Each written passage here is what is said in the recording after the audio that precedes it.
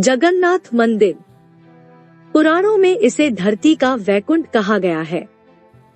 यह भगवान विष्णु के 4 धामों में से एक है। इसे श्री क्षेत्र, श्री पुरुषोत्तम क्षेत्र, शाक क्षेत्र, नीलांचल, नीलगिरी और श्री जगन्नाथपुरी भी कहते हैं। यहाँ लक्ष्मीपति विष्णु ने तरह तरह की लीलाएं की थी। ब्रह्मा और स्कंद पुराण के अनुसार यहाँ भगवान विष्णु पुरुषोत्तम नीलमाधव के रूप में अवतरित हुए और सबर जनजाति के परम पूज्य देवता बन गए। सबर जनजाति के देवता होने के कारण यहाँ भगवान जगन्नाथ का रूप कबीलाई देवताओं की तरह है। पहले कबीले के लोग अपने देवताओं की मूर्तियों को काष्ठ से बनाते थे। जगन्नाथ मंदिर में सबर जनजाति के पुजारियों के अलावा ब्राह्मण पुजारी भी हैं। ज्येष्ठ पूर्णिमा से आषाढ़ पूर्णिमा तक सबर जाति के दैतापति जगन्नाथ जी की सारी रीतियां करते हैं। पुराण के अनुसार नीलगिरी में पुरुषोत्तम हरि की पूजा की जाती है। पुरुषोत्तम हरि को यहाँ भगवान राम का रूप माना गया है। सबसे प्राचीन मत्स्य पुराण में लिखा है कि पुरुषोत्तम क्षेत्र की देवी विमला है और यहाँ उनकी पूजा होती है। रामायण के उत्तराखंड के अनुसार भगवान राम ने रावण के भाई विभीषण को अपने इक्ष्वाकु वंश के कुल देवता भगवान जगन्नाथ की आराधना करने को कहा। आज भी पुरी के श्री मंदिर में विभीषण वंदापना की परंपरा कायम है। स्कंद पुराण में पुरी धाम का भौगोलिक वर्णन मिलता है। स्कंद पुराण के अनुसार पुरी एक दक्षिणवर्ती शंख की तरह है और यह 5 कोस यानी 16 किलोमीटर क्षेत्र में फैला है। माना जाता है कि इसका लगभग 2 कोस क्षेत्र बंगाल की खाड़ी में डूब चुका है। इसका उदर है समुद्र की सुनहरी रेत जिसे महोदधी का पवित्र जल धोता रहता है। सिर वाला क्षेत्र पश्चिम दिशा में है जिसकी रक्षा महादेव करते हैं। शंख के दूसरे घेरे में शिव का दूसरा रूप ब्रह्मा कपाल मोचन विराजमान है। माना जाता है कि भगवान ब्रह्मा का एक सिर महादेव की हथेली से चिपक गया था और वह यहीं आकर गिरा था। तभी से यहाँ पर महादेव की ब्रह्मा रूप में पूजा करते हैं। शंख के तीसरे वृत्त में माँ विमला और नाभि स्थल में भगवान जगन्नाथ रथ सिंहासन पर विराजमान है। इस मंदिर का सबसे पहला प्रमाण महाभारत के वन पर्व में मिलता है।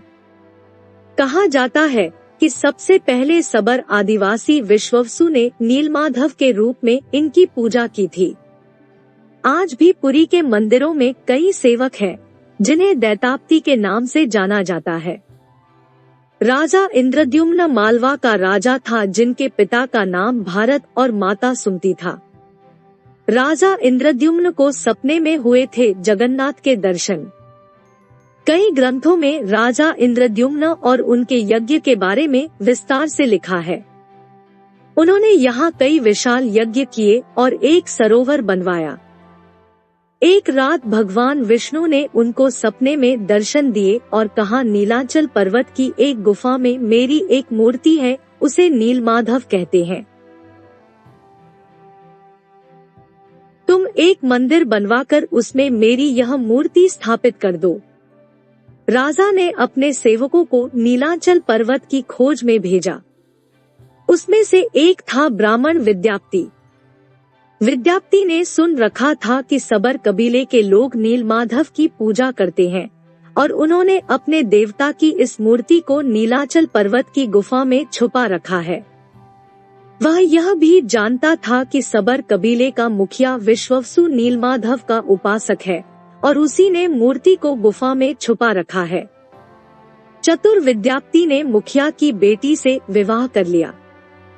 आखिर में वह अपनी पत्नी के जरिए नीलमाधव की गुफा तक पहुंचने में सफल हो गया। उसने मूर्ति चुरा ली और राजा को लाकर दे दी। विश्ववसु अपने आराध्य देव की मूर्ति चोरी होने से बहुत दुखी हुआ। अपने भक्त के दुख से भगवान भी दुखी हो गए। भगवान गुफा में लौट गए, लेकिन साथ ही राज इंद्रद्युम्न से वादा किया कि वो एक दिन उनके पास जरूर लौटेंगे, बशर्ते कि वो एक दिन उनके लिए विशाल मंदिर बनवा दे। राजा ने मंदिर बनवा दिया और भगवान विष्णु से मंदिर में विराजमान होने के लिए कहा। भगवान ने कहा कि तुम मेरी मूर्ति बनाने के लिए समुद्र में तैर रहा पेड़ का बड़ा टुकड़ा उठाकर लाओ, जो द्वारिका से समुद्र में तैरकर पुरी आ रहा है। राजा के सेवकों ने उस पेड़ के टुकड़े को तो ढूंढ लिया, लेकिन सब लोग मिलकर भी उस पेड़ को नहीं उठा पाए। तब राजा को समझ आ गया कि नीलमाधव के अनन्य भक्त सबर कबीले के मुखिया विश्ववसु की ही सहायता लेना पड़ेगी। सब उस वक्त हैरान रह गए जब विश्ववसु भारी भरकम लकड़ी को उठाकर मंदिर तक ले आए।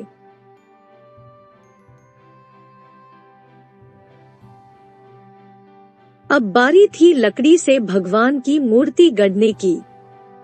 राजा के कारीगरों ने लाख कोशिश कर ली, लेकिन कोई भी लकड़ी में एक छेनी तक भी नहीं लगा सका। तब तीनों लोक के कुशल कारीगर भगवान विश्वकर्मा एक बूढ़े व्यक्ति का रूप धरकर आए। उन्होंने राजा को कहा कि वे नीलमाधव की मूर्ति बना सकते हैं, लेकिन साथ ही उन्होंने अपनी शर्त भी रखी कि वे 21 दिन में मूर्ति बनाएंगे और अकेले में बनाएंगे। कोई उनको बनाते हुए नहीं देख सकता। उनकी शर्त मान ली गई। लोगों को आरी, छेनी, हथौड़ी की आवाजें आती रही। राजा इंद्रद्युम्न की रानी गुंडिचा अपने को रोक नहीं पाई। वह दरवाजे के पास गई तो उसे कोई आवाज सुनाई नहीं दी। वह घबरा गई। उसे लगा बूढ़ा कारीगर मर गया है। उसने राजा को इसकी सूचना दी। अंदर से कोई आवाज सुनाई नहीं दे रही थी तो राजा को भी ऐसा ही लगा। सभी शर्तों और चेतावनियों को दरकिनार करते हुए राजा ने कमरे का दरवाजा खोलने का आदेश दिया। जैसे ही कमरा खोला गया तो बूढ़ा व्यक्ति गायब था और उसमें 3 अधूरी मूर्तियां मिली। भगवान नीलमाधव और उनके भाई के छोटे छोटे हाथ बने थे, लेकिन उनकी टांगे नहीं, जबकि सुभद्रा के हाथ पांव बनाए ही नहीं गए थे। राजा ने इसे भगवान की इच्छा मानकर इन्हीं अधूरी मूर्तियों को स्थापित कर दिया। तब से लेकर आज तक तीनों भाई बहन इसी रूप में विद्यमान है। वर्तमान में जो मंदिर है वह 7वीं सदी में बनवाया था। हालांकि इस मंदिर का निर्माण ईसा पूर्व 2 में भी हुआ था। यहाँ स्थित मंदिर 3 बार टूट चुका है। 1174 ईस्वी में ओडिशा शासक अनंग भीमदेव ने इसका जीर्णोद्धार करवाया था। मुख्य मंदिर के आसपास लगभग 30 छोटे बड़े मंदिर स्थापित हैं। श्री जगन्नाथ मंदिर के ऊपर स्थापित लाल ध्वज सदैव हवा के विपरीत दिशा में लहराता है। ऐसा किस कारण होता है यह तो वैज्ञानिक ही बता सकते हैं, लेकिन यह निश्चित ही आश्चर्यजनक बात है। यह भी आश्चर्य है कि प्रतिदिन सायंकाल मंदिर के ऊपर स्थापित ध्वज को मानव द्वारा उल्टा चढ़कर बदला जाता है। ध्वज भी इतना भव्य है कि जब यह लहराता है तो इसे सब देखते ही रह जाते हैं। ध्वज पर शिव का चंद्र बना हुआ है।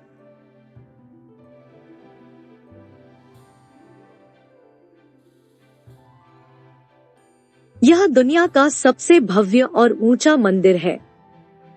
यह मंदिर 4 लाख वर्ग फुट में क्षेत्र में फैला है और इसकी ऊंचाई लगभग 214 फुट है। मंदिर के पास खड़े रहकर इसका गुंबद देख पाना असंभव है। मुख्य गुंबद की छाया दिन के किसी भी समय अदृश्य ही रहती है। हमारे पूर्वज कितने बड़े इंजीनियर रहे होंगे, यह इस एक मंदिर के उदाहरण से समझा जा सकता है। पुरी के मंदिर का यह भव्य रूप 7वीं सदी में निर्मित किया गया। पुरी में किसी भी स्थान से आप मंदिर के शीर्ष पर लगे सुदर्शन चक्र को देखेंगे तो वह आपको सदैव अपने सामने ही लगा दिखेगा। इसे नील चक्र भी कहते हैं। यह अष्टधातु से निर्मित है और अति पावन और पवित्र माना जाता है।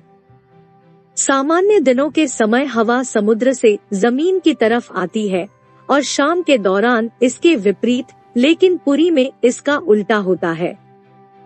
अधिकतर समुद्री तटों पर आमतौर पर हवा समुद्र से जमीन की ओर आती है, लेकिन यहाँ हवा जमीन से समुद्र की ओर जाती है।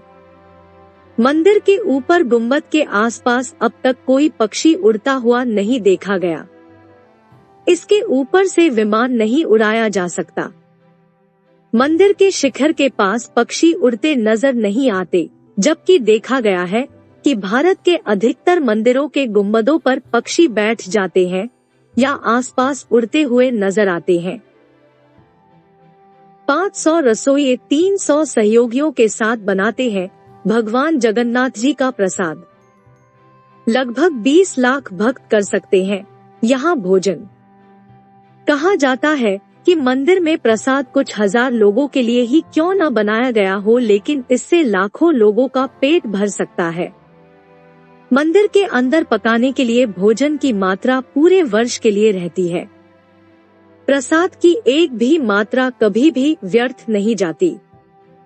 मंदिर की रसोई में प्रसाद पकाने के लिए 7 बर्तन एक दूसरे पर रखे जाते हैं और सब कुछ लकड़ी पर ही पकाया जाता है।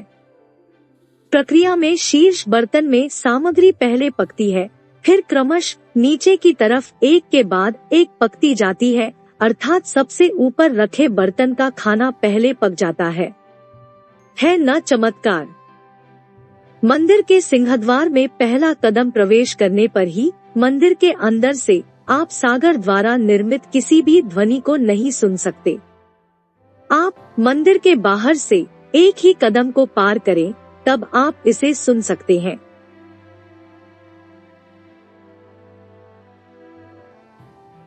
इसे शाम को स्पष्ट रूप से अनुभव किया जा सकता है।